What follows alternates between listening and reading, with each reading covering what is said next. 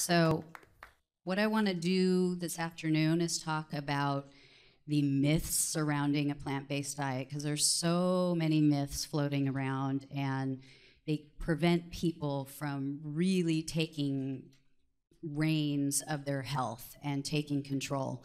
So I'm going to go through, just a couple of quick ones that are so common. The first one, obviously we busted this myth this weekend, right? I mean, between Thomas Tadlock and the fitness panel, all these incredible people who clearly are not lacking in protein, they're not lacking in muscle. So obviously there is not a problem with being weak and skinny on a vegan diet. So that one we shattered. But the second one is that it costs more to eat plant-based, right? It costs more money to be healthy. This is a huge myth. I can tell you that when we would go out as a family, and my husband's here, he will verify this, he used to tease me all the time saying that I ordered the most expensive thing on the menu, right? Had really good taste. Bad for my health, but very expensive. Now I usually have the least expensive meal. It's everybody else, because the rest of my family is not plant-based. But when you factor in all of the other costs of eating animals and animal protein, when you factor in things like the medical costs, right?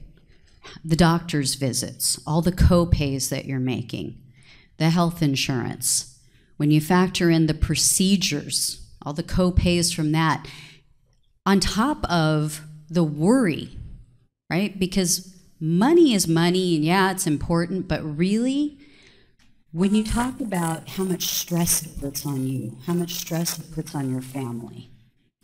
I have a mom who has stage 4 cancer. And it's I hate to say it, but it is a stress. It's a stress on me and my brothers. It's a stress on her. It becomes all consuming in the family. And why do that to yourself, to your loved ones, when it's so unnecessary? So those hidden costs really add up. But financially speaking, there are so many costs associated with eating animal foods. I mean, how many people in this room have spent money on diets? Quite a few, diet pills, different programs. When you go plant-based, I'm sure you guys have gotten this by now this weekend. It makes it so much more simple. I mean, it's almost like if you're eating a whole foods plant-based diet, you almost do not have to count calories anymore.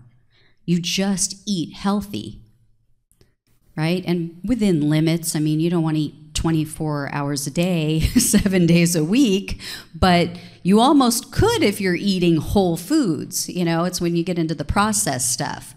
So those kind of costs, not sleeping well, other health issues like that. People don't even realize that those things are related. But our quality of sleep is directly affected by the food we put in our body, because it completely messes with our hormones. So it makes such a huge difference. Things like ED, okay? I haven't been in here for every talk because I've been running around, but I don't know if any of the doctors, maybe Dr. Khan, who's coming on next, will touch on erectile dysfunction. This is a huge one, okay? And most people don't realize erectile dysfunction is the first warning sign that you have a blocked artery. So it's the first sign that you have heart disease and that you are at risk of a heart attack or a stroke, because blood is not getting anywhere.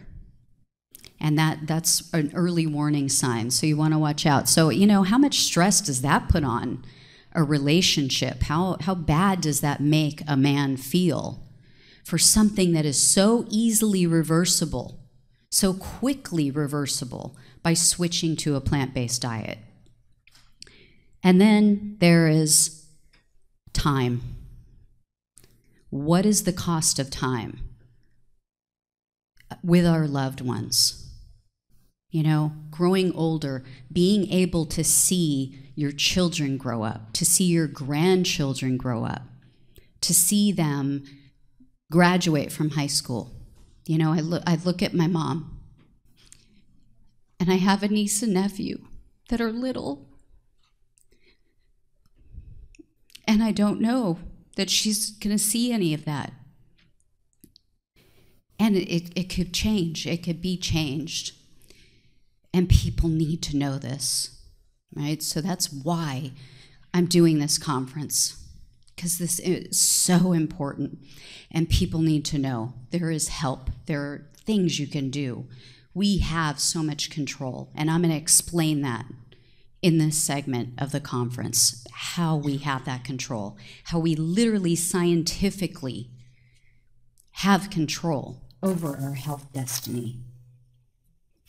So these myths are all shattered. Another myth is that all vegan food is healthy, right? If I'm just eating plant-based, I can eat whatever I want. Unfortunately, Oreos, you know, French fries, potato chips, pasta, these are all plant-based foods. They are. They are vegan. They're not healthy for you. Now, I'm not saying don't ever eat them. I treat myself. You know, I have French fries on occasion. Everybody should enjoy things. Everybody should treat themselves. But when you are solely living on this, you're not going to feel well. And so many people, I was just talking with people about this, so many people will fill their diet with this because this is what they know, right? They don't know a plant-based diet, a truly whole foods plant-based diet. So they eat this instead of, you know, they take that meat off their plate and now they've got a big gaping hole on their plate. So they fill it with all of these processed carbs and unhealthy processed plant foods. And then they don't feel well. And they go to the doctor, and the doctor says, oh, well, it's because you're not eating meat. You know? And then they go back to eating meat because they assume that's why they don't feel well, when in reality, it's because they're not giving their body what it needs to function. And they're carb loading, and it's making them tired, and it's going to drain their energy. So not all plant-based food is healthy. So please understand that is a myth. So there's a lot of processed foods. It contains a lot of sugar. There's a lot of hidden sugars. Again, that's going to cause inflammation. There's a lot of hidden oils. That's also going to cause inflammation. It's also going to cause those omega-3s. You know, I'm sure you guys remember yesterday I was talking about it. Dr. Goldner was talking about it, how you have to maintain a healthy balance of omega-3s and omega-6. When your omega-6 is too high, you're going to be inflamed. It's going to make your omega-3s go down. So very, very bad. You want to avoid, I'm not saying never eat processed plant-based foods. I'm saying minimize as much as you can.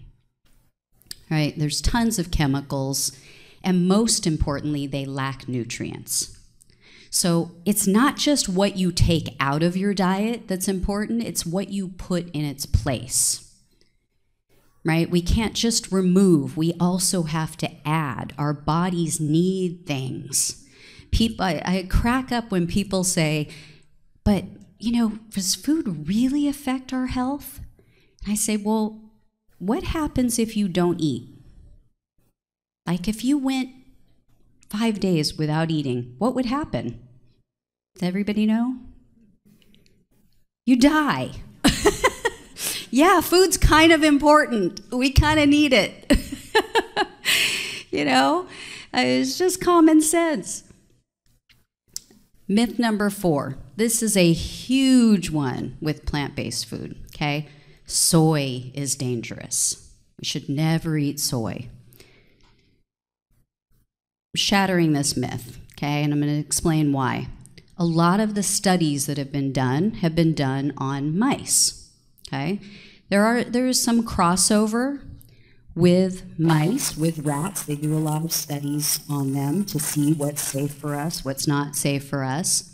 But they've tested to see if it increases estrogen in a woman's system, which is one of the foundations, one thing that leads very often to breast cancer is high levels of estrogen.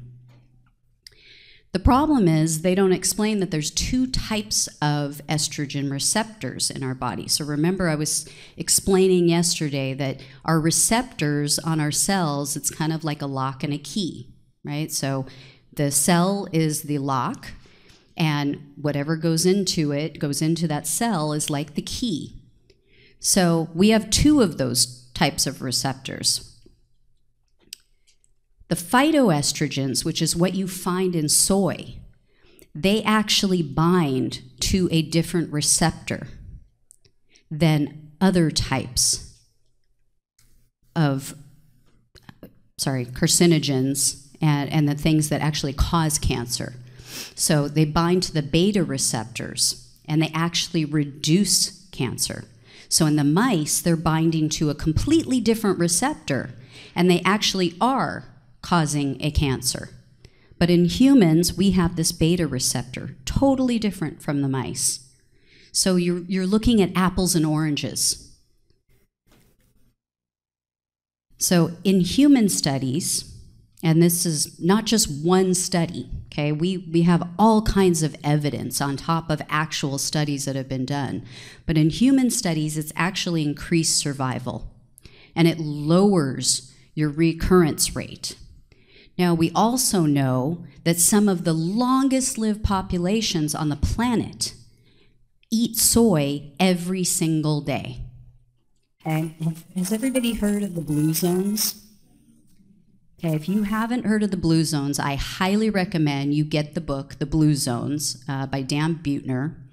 And he went and he traveled the world, and he found 5 different areas where people live up to and over 100 years of age, a large percentage of their population, without disease, right? Because when I say that to people, they go, oh, I'm so miserable, I'm in pain, I'm tired, I've got this problem and that problem. Who wants to live to 100? Well, yeah, if you feel like crap, you don't want to live to 100. But if you're feeling really good, like if I could feel like this to 100, yeah, sign me up. Absolutely. I mean, if you could live disease-free, pain-free, up to and over 100, why would you not want to do that? Imagine all the things you could experience in that lifetime. It's unbelievable. We take it for granted. We think in this country that we should only live, like the average or old is 70. If somebody makes it to 80, they go, oh, wow, they had a really long, good life. That's not normal. It's not. We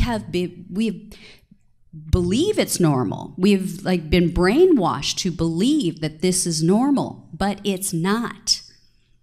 So there are 5 areas in the world where people live, as I said, up to and over 100 years of age without cancer, without heart disease, without arthritis, no Alzheimer's, no dementia. It is rare for them. If someone gets a disease, they have no heart disease, no diabetes. If someone in these areas gets one of those diseases, it's like, oh my God, what's going on? It's like an alien, right? For us, it's like, oh yeah, that person has it. Now he has it. Now she has it. Everybody we know has something. But in these areas, and they looked at what the common denominators were. What are the common factors that keep these people so healthy and so vibrant? I mean, they had pictures of them, and their 80-year-olds looked like our 50-year-olds. No kidding. They were spry. They would, get down on the ground, sitting, cross-legged, jump up, no problems. No back pain, nothing. Totally with it mentally until the day they die. And they distilled it down to a few common factors. And some of them were you know, hanging out with friends and having that social interaction. But what all of them had in common is that they were almost 100% plant-based. And one of those 5 areas is here in California. Does anybody know where? Loma Linda. They have a huge community there. They are Seventh-day Adventists, and their religion teaches that you don't eat animals. Okay, it's the only one in the United States. Every other one is in another country. But this doesn't have to be. That's what the one takeaway I hope that everybody goes home with is you don't have to be a victim. You do not have to be a victim of your genetics, of your circumstance. You can change your circumstances, but you do not have to be a victim of your genetics. So the fact is, with soy, people who consume the most as children had a 50% reduced risk of breast cancer. Yet everybody in America is running around with their hair on fire. They, can't soy, And I'm going to explain why, because there are certain types of soy you should not eat. U.S. women, we here, unfortunately, have a 10 times higher risk of developing breast cancer. And we know this is not genetic, okay? Again, we know this because they've looked at people in other areas. They've looked at the longest lived populations. But what they've also studied, because Asian women have such a low rate of breast cancer, they eat soy almost every single day in certain parts of Japan, especially. One of the blue zones is in Japan. When they stick to their, old time diet, when they stick to like what their ancestors used to eat, primarily plant-based, almost 100% plant-based, they do not develop these diseases. They don't get breast cancer. Yet they have studied these same women who migrate here to the United States. When they move here and they adopt our way of life and our diet, their risk of breast cancer goes up to the same rate as we have here. It is not genetic. It is a choice. It is lifestyle choice. And I hate saying that because people get so upset, right? They go, I'm not choosing to have cancer. I get it. I totally get it. Nobody would choose that. I mean, that would be insanity. But you're making the choices that lead to it. You didn't know, right? You're not to blame. It's not your fault. No one told you. No one shared this with you. That's why we're doing this conference. That's why I changed my entire life to pursue this. So I hope you guys will understand that, it's not about blame. It's not about making people feel bad or feel that they've done something wrong. It's just you didn't have the information. And as Maya Angelou always said, when you know better, you do better. So now you can do better. And you can spread the word and you can help others do better and you can save lives, literally. So as I mentioned, not all soy is created equal, right? I'm not telling you you can just go at it, eat any kind of soy. And I think there was a gentleman here in the last segment who asked about GMOs, so I'm actually going to talk about that. Tofu. So this is a minimally processed type of soy, right? It's not the worst, but it's not the greatest. However, in Japan, this is what they eat every day. And again, they have one of the lowest rates of breast cancer in the world. Natto. Okay, this is a fermented type of soy. This is one of the best that you can have. So if you can have soy in its raw form, that's the best. Or fermented is even better because as Dr. Angie was explaining, it's going to help your microbiome. It's going to help all of your gut bacteria to get back in balance. So you're going to have more of that healthy bacteria that prevents disease and less of the bad bacteria that causes it. edamame, these are, just soybeans. So great to snack on, tons of protein. Actually, one of the most perfect proteins on the planet. So, there's only a couple of foods. All plant foods on the planet contain all 8 essential amino acids you need to build muscle as an adult. Okay? Every single one. Broccoli, spinach, it's in varying amounts. There's only a couple of foods that contain a 9th amino acid that children need, and soy is one of them. Quinoa is another one. So if you have a child and you want to, make them plant-based, let them live a plant-based diet, you want to include those 2 foods in their diet because they absolutely have to have that 9th essential amino acid, but we don't. We don't need it anymore after we're grown. But soy is one of those sources. Miso is another, great form of soy, and another thing that they eat in Japan, in the Blue Zone, all the time. They have it for breakfast. Tempeh, so another great product that's going to help with your microbiome. There's another soy derivative that's unprocessed or minimally processed. So all of these are great sources. Natto, I haven't had it, but I've heard that it's an acquired taste. It's not for everybody. So, but tempeh is pretty good, and it's typically used as a meat alternative. They'll make bacon out of it. They make burgers out of it. All kinds of stuff.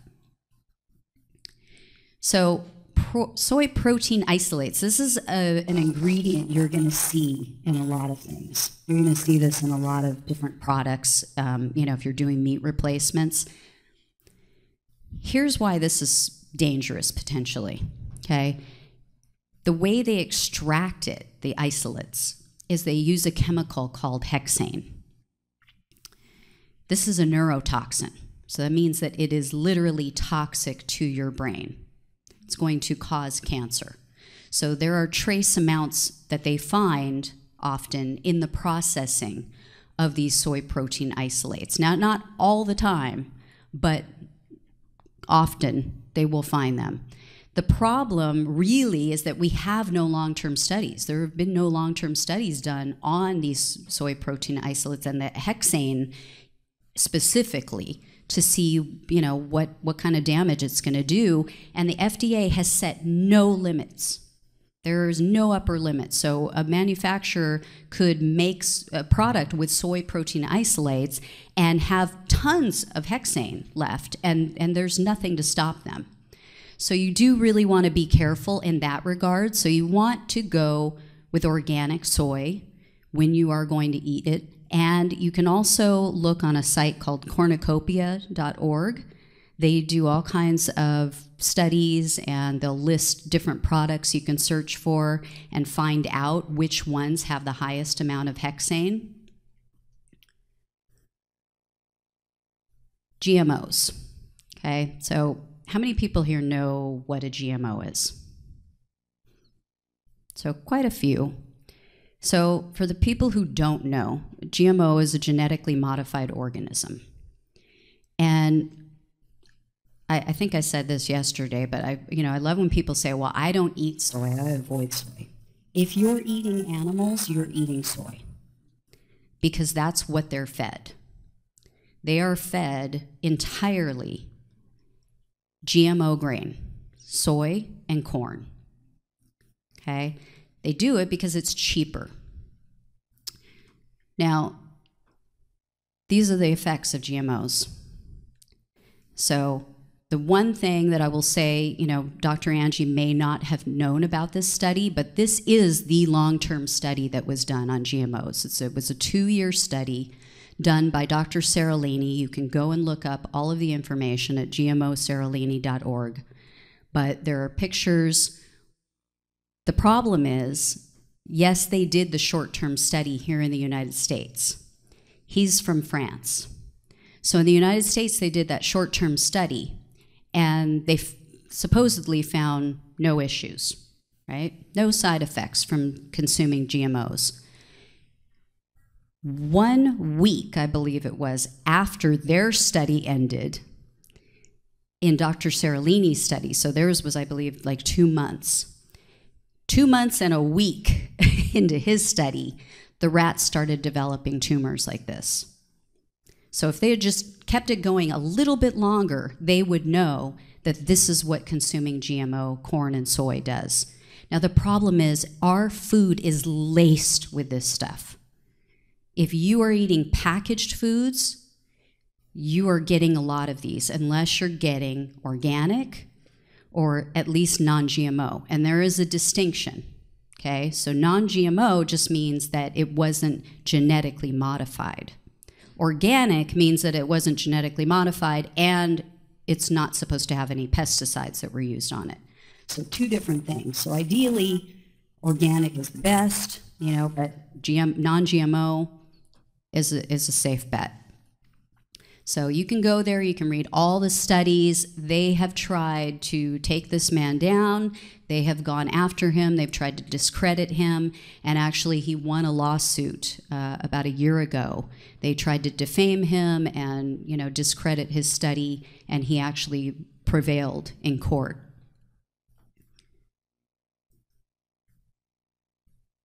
These are 3 great sources of information for GMOs. But what you really need to know, there's 2 types of GMOs. There's BT and there's Roundup Ready.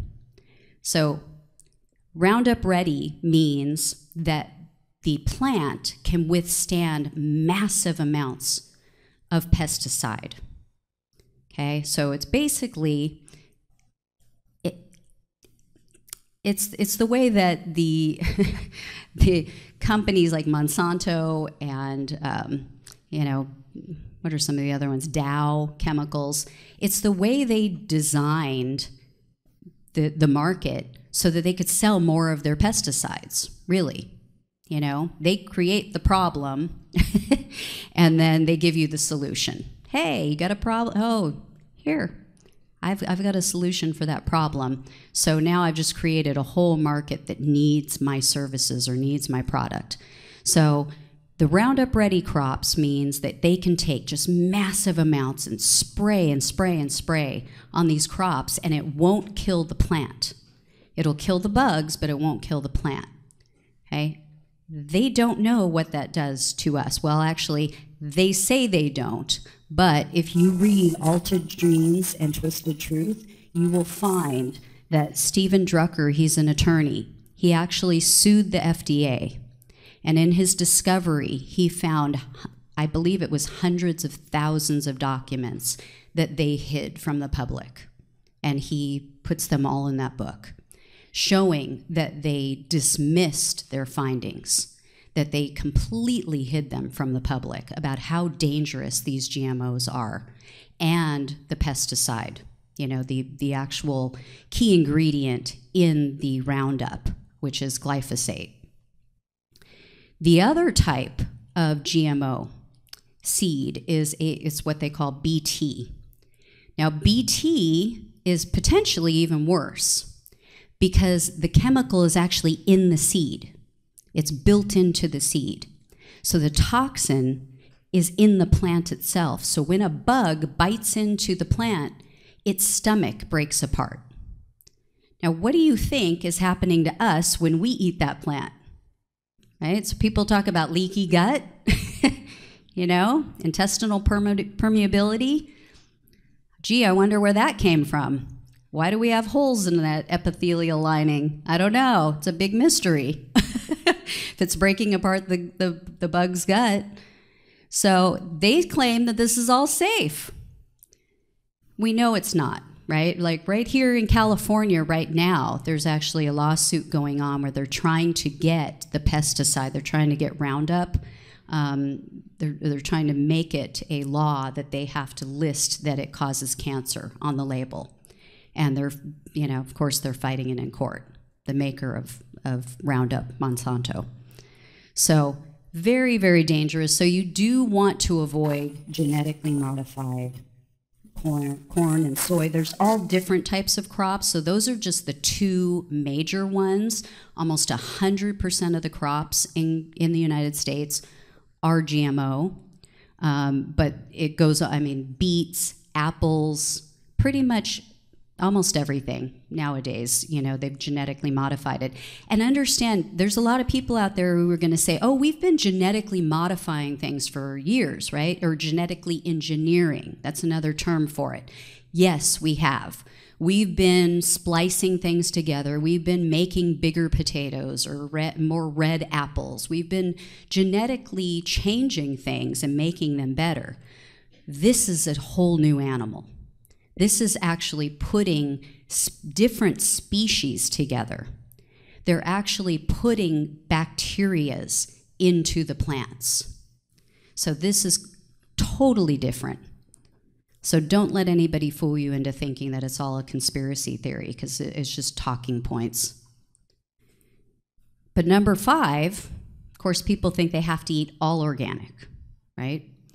If you can, that's great. But I know there's a lot of people who, you know, they just don't have it in their budget to do so. It's difficult. There are ways you can eat healthy without going completely organic. So this came up in Dr. Angie's talk. I think somebody asked a question.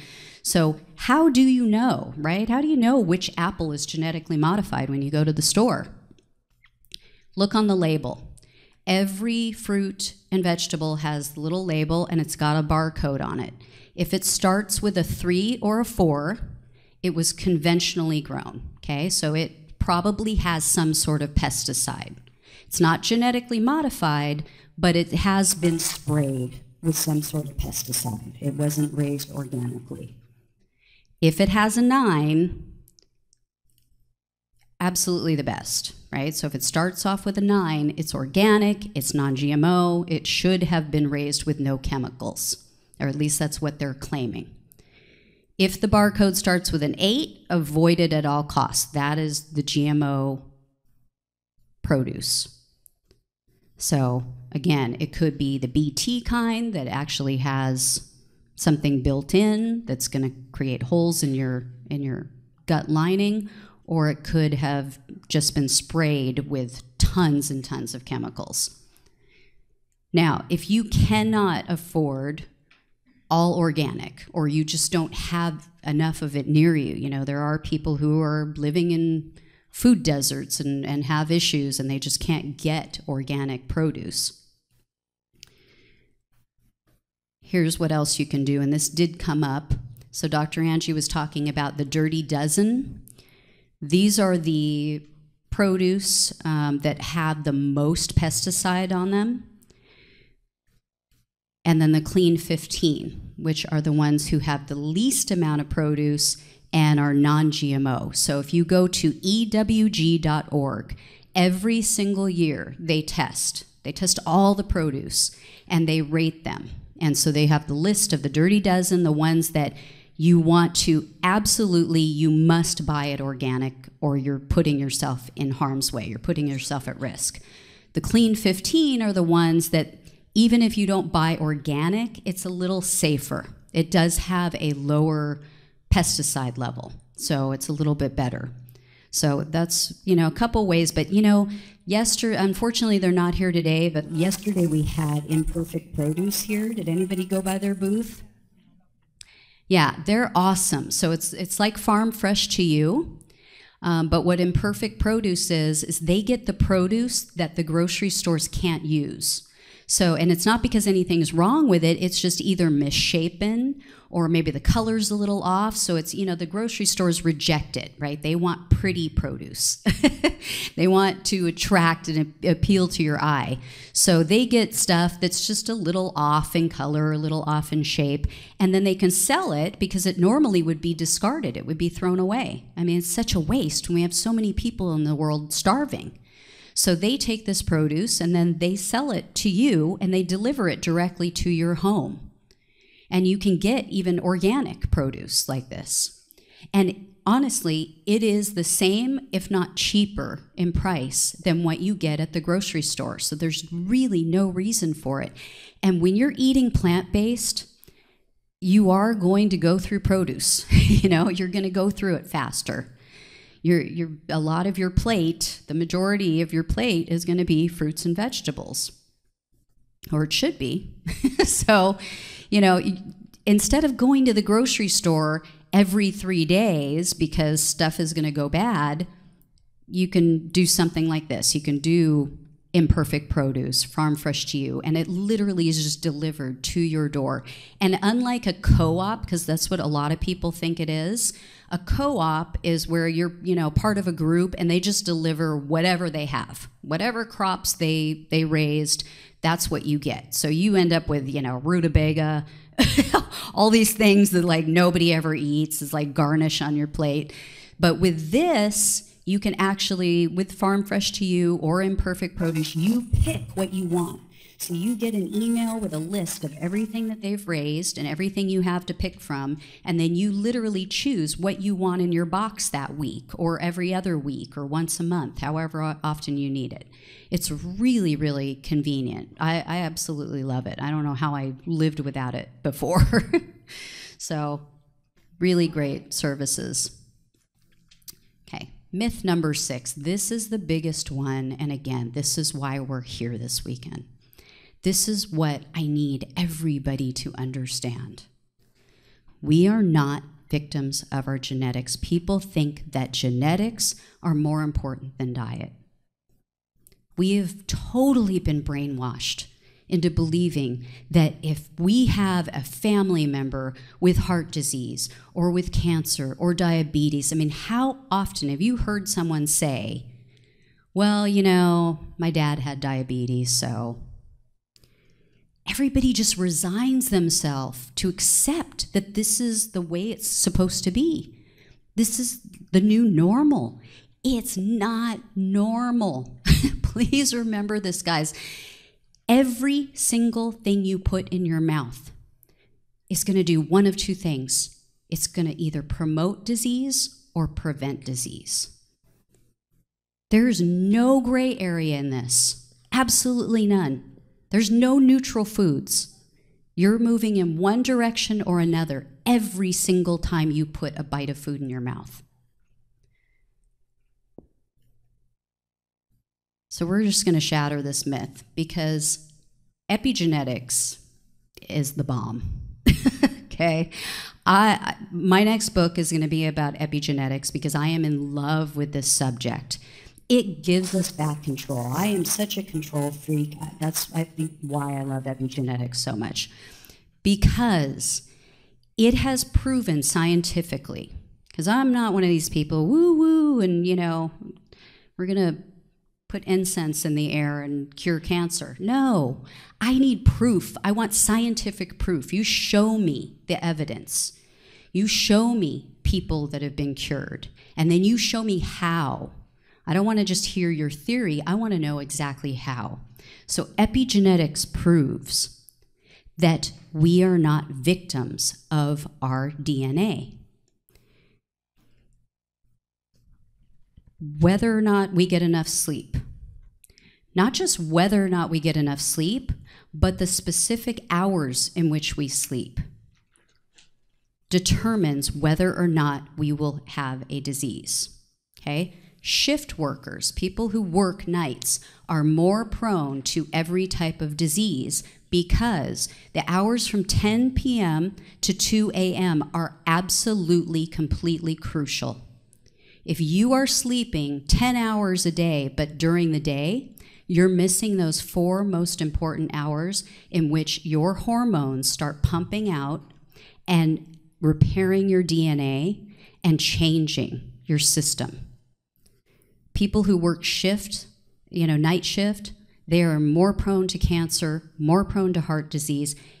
It's affecting your hormones, okay? We just have this natural rhythm based on the rising of the sun and the setting of the sun. That's why we start getting sleepy around 9 o'clock, and then it really peaks at 10, right? Our melatonin is really high. That is the cascade of hormones that starts, and that's when our bodies, that's when our cells start to repair. That's when we start doing all that cleanup of all the oxidative damage. So you absolutely want to get enough sleep. That is going to affect not your DNA. Again, we can't change the DNA strand. What we change is whether or not it's turned on or off.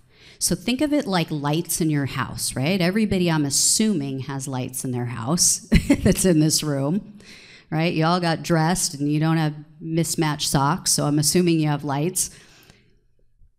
Everybody has lights, but some are turned on and some are turned off at different times of the day. That's how you need to think of epigenetics. So you can have every single person in your lineage can have cancer.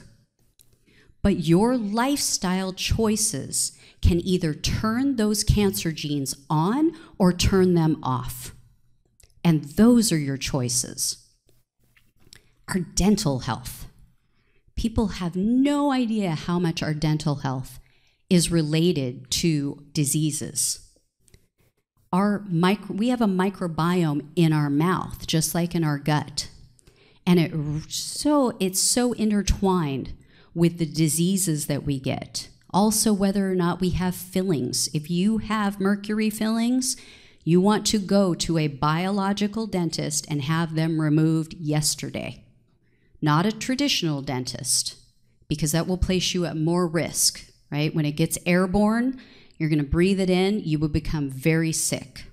There's a reason why the dentist has to wear a face mask and gloves and they can't touch the mercury, yet they put it in your mouth, near your brain. Does that make sense? Okay? So you want to have it removed, but go to a biological dentist. They will use things on you. It freaked me out. I couldn't breathe. They'll put a mask over your nose. They put this mask thing in your mouth, and they drill it so that it doesn't get into your system. It's not pleasant, but if you have pain, you know, so many people have arthritis and all kinds of stuff going on. They have no idea that it's related. You have mercury poisoning. You have high levels of mercury. Get your mercury tested. Get all of your heavy metals tested. I highly recommend that. Stress. That's a huge one that affects us on an epigenetic level. So again, not changing your DNA, you're just telling those genes to either turn on or turn off. Exercise. This is a huge one that affects you on an epigenetic level, okay? And you know, you don't have to be Robert Cheek and Vanessa Espinoza, you know, and huge or Thomas Tadlock. I mean, you just need to get some physical activity, right? And it can be in everyday things that you do. You know, it can be cleaning the house rigorously. It can be, but we've become so sedentary. So all of these factors play a part. But, no. Where did it go? Nope, it didn't show up. But the most important thing, the number one out of all the factors that affect you on an epigenetic level, and epi just means on, so this is working on your genetics. The number one thing is what you put in your body. The foods and the beverages that you put in your body. Those are the most essential. And we know this because there are places in the world, again, like Japan, right? A huge amount of their population are heavy smokers. Now, we have huge risk factor for lung disease here for people who smoke. Yet they don't get lung disease or lung cancer very often, even though they smoke more than we do, because they alter it with their diet. So you can be exposed to toxins, but if you're putting the right things into your body that are going to get rid of that, right? It's going to change the oxidative damage. It's going to repair your cells.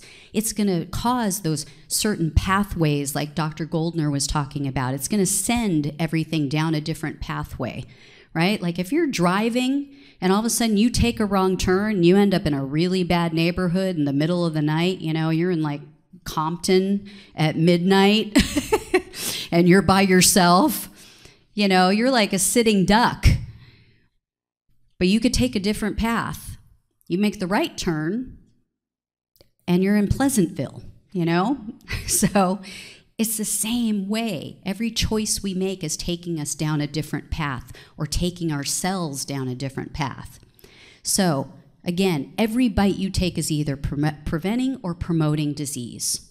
Just remember that. Every time you pick up your fork, you need to ask yourself, am I preventing with this bite or am I promoting? One of the reasons is, and this is like the basis of everything that we've talked about this week and all the incredible speakers that were here, phytonutrients. And I'm sure you guys heard this over and over again, right? So these are in plant foods only. Phytonutrients are the things that prevent and reverse disease. Not just prevent, they can reverse, literally. And there are so many studies. It drives me crazy. Okay, I had to sit in an office with my mom and an oncologist 2 weeks ago for a second opinion. And my mother asked her, should I watch what I eat?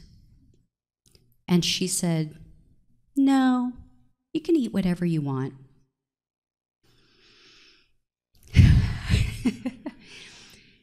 And then she said, you know, cancer, I mean, it's like hypertension or diabetes. You know, it can't be cured.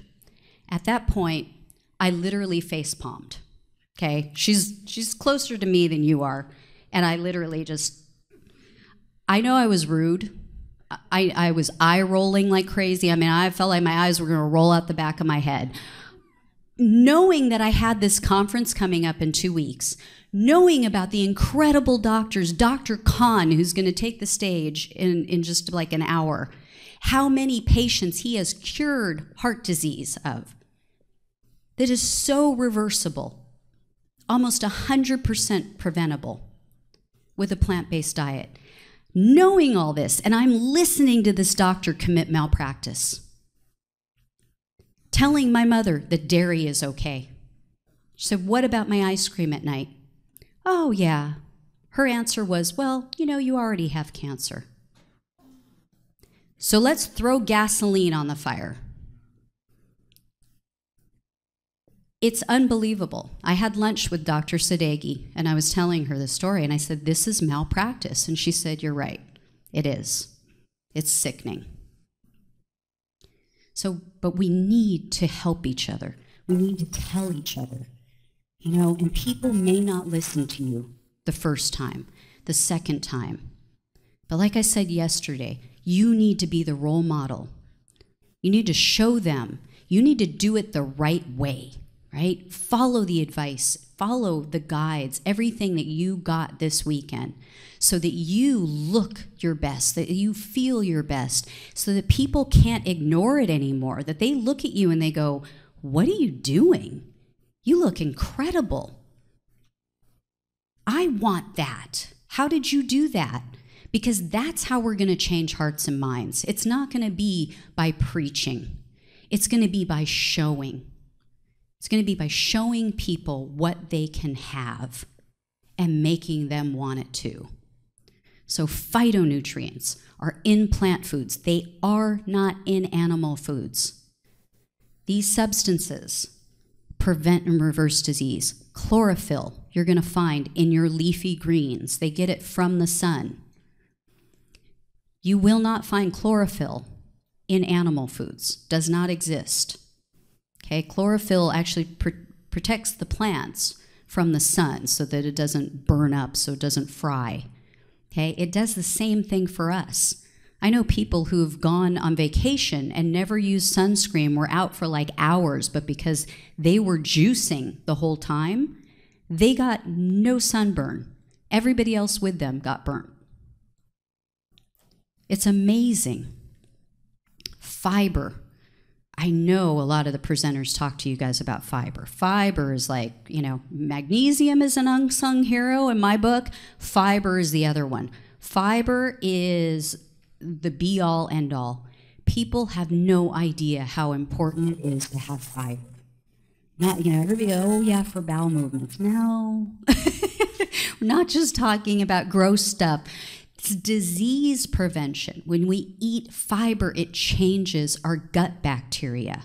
We have more of the healthy bacteria that prevents and reverses disease, right? One in particular, okay? We all know how common colon cancer is, right? And especially in men, there's a high percentage of men who contract colon cancer. It is very common. We have family members right now who are stage 4 from colon cancer that has spread all over their bodies. It is almost completely preventable. Fiber creates these fatty acids called butyrates.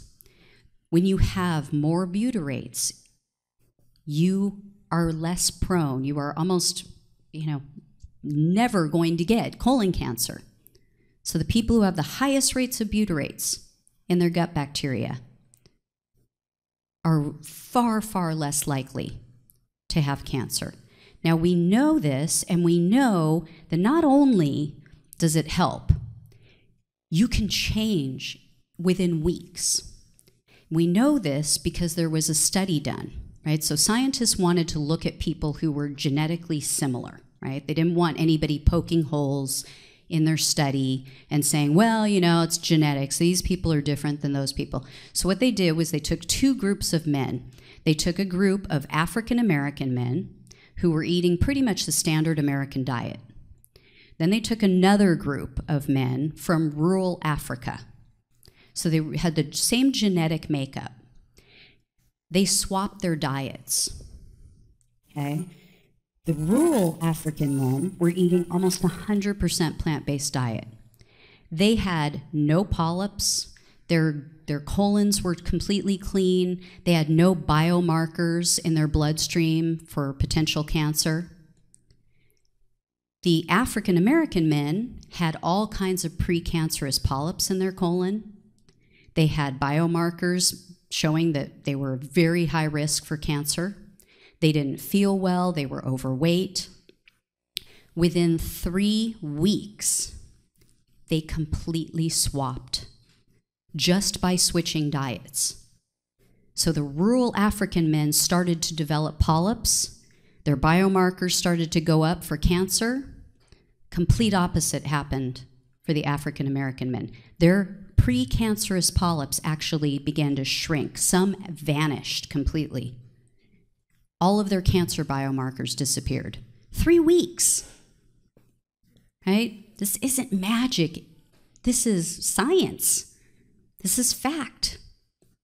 People think it's woo-woo. It's, craziness. No, it's rooted in science. So fiber, so hugely important. You're only going to get fiber also from plants. People think that animal foods have fiber in it. No, there's fibrous tissue, but it's not soluble fiber, okay? We can only get it from plants. There was a study done in 2008, and I talk about this in my book. They found that only 5 to 10% of all cancers are actually genetic in nature.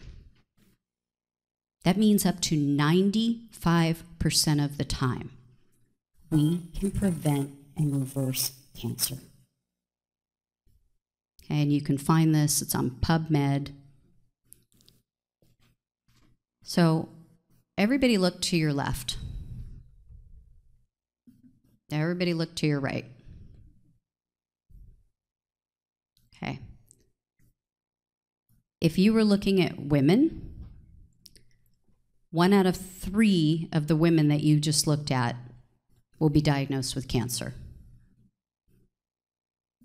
If you were looking at men, 1 out of 2 of them will be diagnosed with cancer.